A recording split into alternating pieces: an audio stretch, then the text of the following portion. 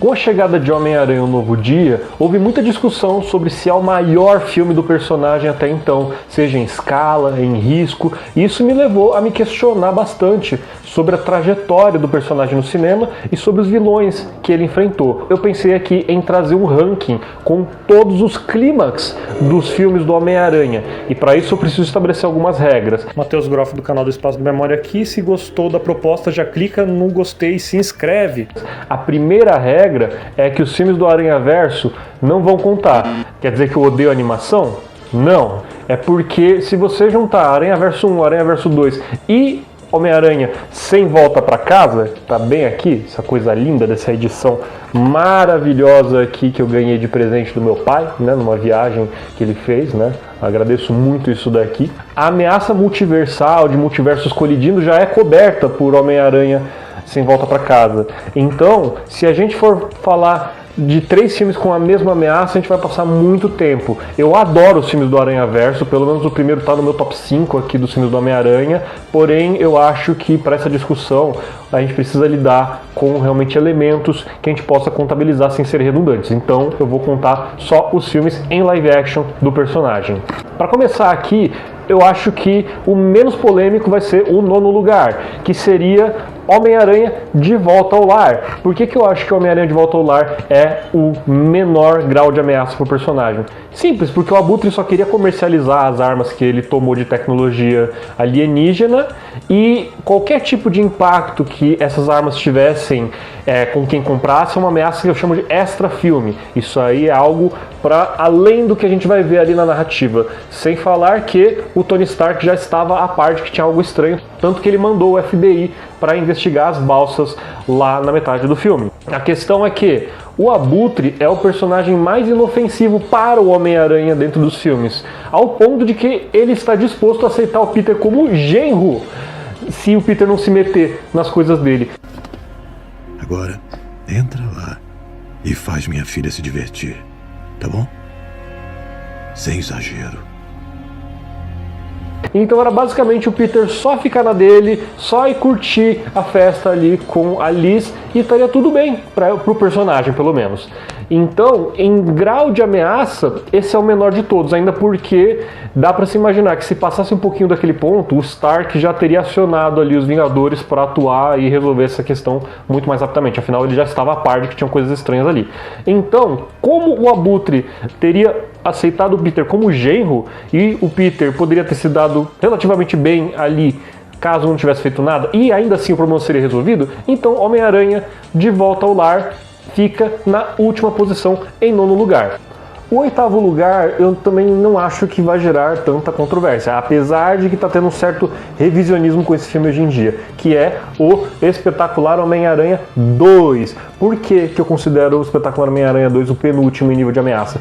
Porque a maior ameaça do filme é uma coisa que os paulistanos têm que conviver semana sim, semana também, que é um apagão.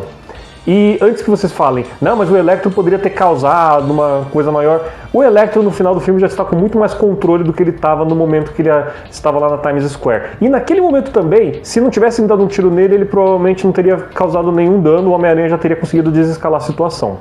Ah, mas o Electro matou gente.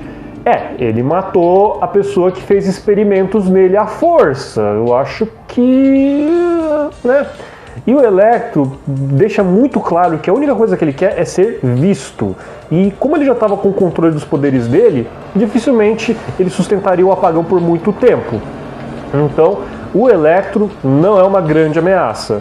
Ele é uma ameaça que, com a Gwen indo lá apertar um botão, já é resolvida. Ah, mas aí você pode falar, e o Duende? O Duende Verde, não é mesmo? Bom, aí isso fica um pouco mais controverso. Mas pensa aqui comigo. Se o Homem-Aranha não tivesse ido lá para parar o Electro provavelmente não iria sustentar aquele apagão por muito tempo.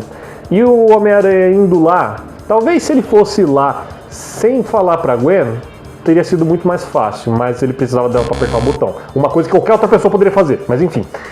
Se ele tivesse ido lá ou não tivesse ido, o Electro provavelmente não sustentaria o apagão por muito tempo, o Duende não iria atrás, não teria identificado o Homem-Aranha com a Gwen, ele não teria pego a Gwen, com isso a Gwen estaria viva. Então realmente você vê que o roteiro desses filmes é muito problemático, porque o grau de ameaça, se você for parar para pensar, não é muito alto e é bastante evitável se algumas pequenas coisas fossem feitas ali dentro do enredo. Então, sinceramente, o Espetacular Homem-Aranha 2 fica no penúltimo lugar, tanto é que em Sem Volta para Casa, o Electro é um dos personagens mais poderosos, mas ao mesmo tempo mais fáceis de acalmar depois que ele é parado pelo Octopus.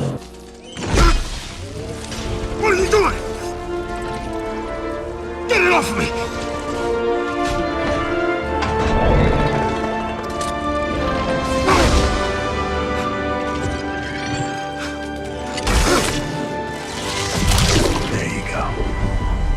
E aí, no sétimo lugar, vem o Espetacular Homem-Aranha 1. Ah, mas o lagarto atacou um monte de gente. Não, na verdade, ele queria transformar todo mundo em lagartos e a gente vê no filme que esse experimento, por mais que a gente não tenha muita noção dos efeitos, nós podemos ver que pelo menos ele não vai matar ninguém. E não era o objetivo dele. Na verdade, ele realmente queria curar pessoas. E tanto é que, no momento em que ele encontra a Gwen, sabendo que ela poderia atrapalhar os planos dele, ele não toca nela na cena do laboratório.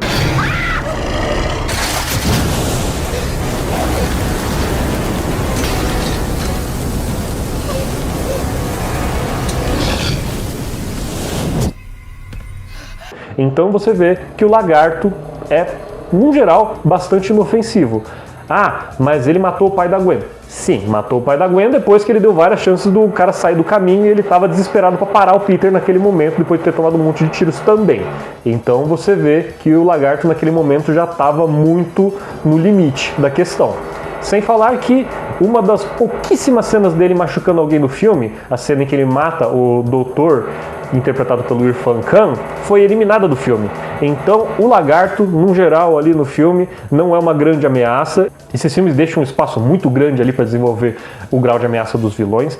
Então, realmente, não dá para colocar muito acima. O Espetacular Homem-Aranha 1 fica no sétimo lugar, então. Agora, o que vocês não vão gostar.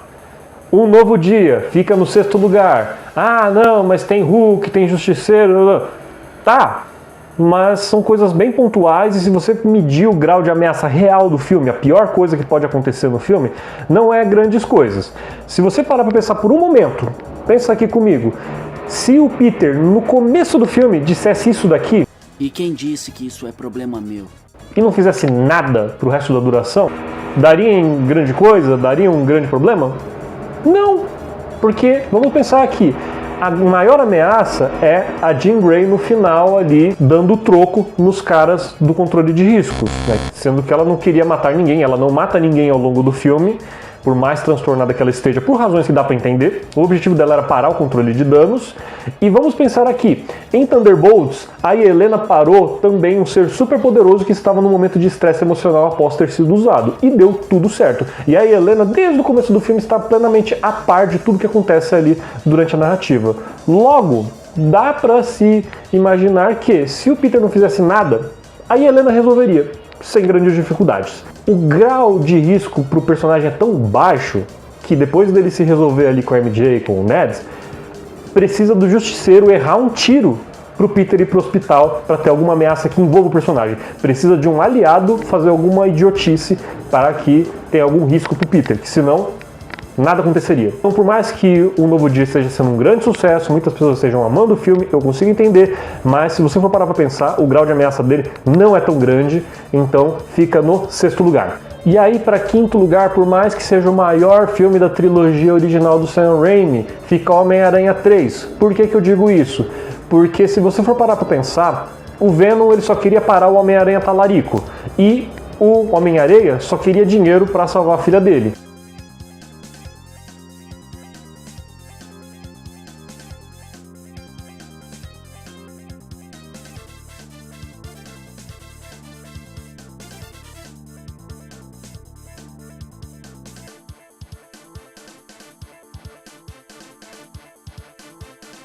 Então, o risco no final é só pro Homem-Aranha, para mais ninguém. Por mais que envolva o protagonista, e isso faz com que o filme precise ter uma posição maior, porque para nós que estamos acompanhando ali o filme, o que importa mais é o protagonista, porque é por onde nós enxergamos a narrativa. Se você for ver, se o Venom tivesse conseguido e o Areia também, o Venom provavelmente teria tentado a sorte de novo com a Gwen e o Homem-Aranha iria embora. Então, sem grandes problemas. Eles só queriam parar o Homem-Aranha, eles não dão indícios de que eles querem qualquer coisa de ruim com qualquer outra pessoa ali durante o filme. Ah, mas eles raptaram a MJ que nem todos os outros vilões antes. Eles fazem isso para atrair o Homem-Aranha, ponto. Então, realmente dá para se culpar o filme por não ter muita imaginação. Porém, o que não dá para dizer é que o grau de ameaça é maior do que os filmes anteriores e a gente vai chegar neles já já. Portanto, o Homem-Aranha 3 fica no 5º lugar. E aí, para 4º lugar, eu pergunto para vocês, qual foi o vilão que levou o Homem-Aranha a ter que fazer um pedido para apagar a memória das pessoas e que o levou à condição miserável que ele está ali no novo filme? O Mistério. E o Mistério merece o 4º lugar. Por quê? Por mais que, assim como o Electro, ele também queira ser visto como um herói, ele, ao contrário do Electro, está mais do que disposto a machucar pessoas para conseguir o que ele quer. That projector is evidence. It's going to tell people what we're doing and how we're doing it. I am trying to fool 7 billion people here, including Nick Fury, who happens to be the most paranoid and most dangerous person on the planet. And if he catches on before I've killed him, then he will put a bullet in my head. And nobody wants a bullet in their head, right? Right? Ele ameaça a equipe dele, ele causa um caos em Londres e mesmo depois de morto, ele faz todo aquele estrago que ele fez. Spider-Man's name is Peter Parker. O Mistério não tem amarras, ele está disposto a passar por cima de adolescentes, do Peter, de qualquer pessoa que se meta no caminho. O Tony não estava errado em dizer que ele era instável. Portanto, o Mistério fica no 4º lugar. Por mais que muita gente não goste do filme, e eu vou falar pra vocês que ele só não tá aqui atrás porque eu tenho ele em mídia digital, eu não tenho ele em mídia física. Não é que eu odeie Longe de Casa, não odeio o filme. E aí, pensando aqui no 3º lugar, vamos para o nosso querido Homem-Aranha 1. Por quê? Porque o Duende Verde é imparável.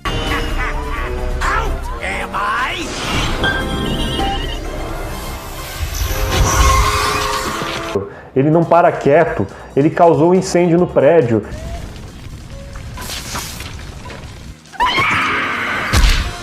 Ele botou um monte de crianças em perigo no final. Ele jogou a MJ também junto. Ele foi o único vilão que, sabendo da conexão do Homem-Aranha com a Tia May, foi atrás da Tia May.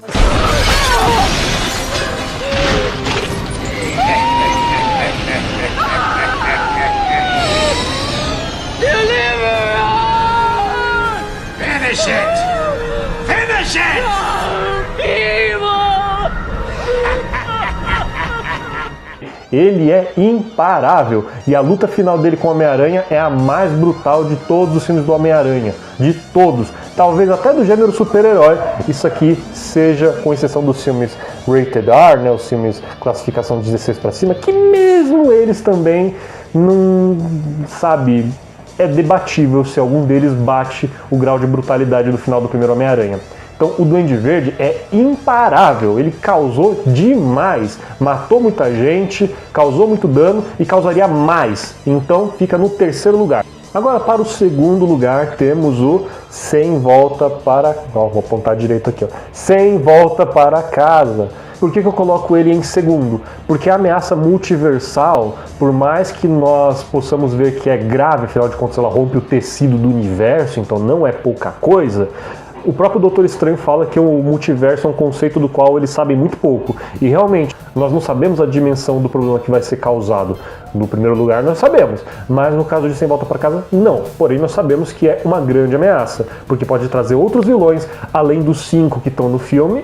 E pode romper o universo, trazer incursões, blá blá blá. Então, Sem Volta para Casa tem uma ameaça muito grande, porém muito difícil de se mensurar. Então, ele merece ficar no 2º lugar. E sem contar que ele tem o nosso querido Duende Verde, que causa uma miséria durante o filme.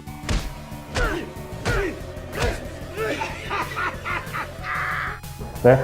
Ele faz o que fez com a Tia May, ele faz o Homem-Aranha perder o controle, e ele é tão caótico quanto ele era antes. Então, por ter essa ameaça multiversal e o Duende Verde também perigoso, então Sem Volta para Casa merece o 2º lugar. Para finalizar, temos o glorioso Homem-Aranha 2. E por quê? Por mais que o Dr. Octopus tenha ficado bonzinho no final, Se o Peter não tivesse o nocauteado, acordado e o convencido a jogar o reator no rio, o reator continuaria se alimentando de tudo que está ao redor, e nós vemos que quanto mais ele se alimenta, maior fica, e aí não é apenas Nova York que seria afetado por isso. Se o Homem-Aranha não fizesse nada ali no final, sabe o que aconteceria? O apocalipse, porque aquela máquina, aquele reator poderia ter devorado o mundo inteiro, levado tudo junto. Então não é apenas o Homem-Aranha, não é apenas a MJ, é todo mundo que iria junto se o Octopus não tivesse parado a máquina. Homem-Aranha 2, então, não é apenas o filme melhor escrito, não é apenas o filme com as melhores cenas de ação, não é o filme com o melhor roteiro apenas, é o maior filme do Homem-Aranha, porque essa ameaça aqui foi gigantesca. Se o Homem-Aranha não fizesse nada ali, seria o fim do mundo. Então temos aqui no 9º lugar, De Volta ao Lar. No 8º lugar, o Espetacular Homem-Aranha 2. No 7º lugar, o Espetacular Homem-Aranha 1. Em 6º lugar, Um Novo Dia. Em 5º lugar, Homem-Aranha 3.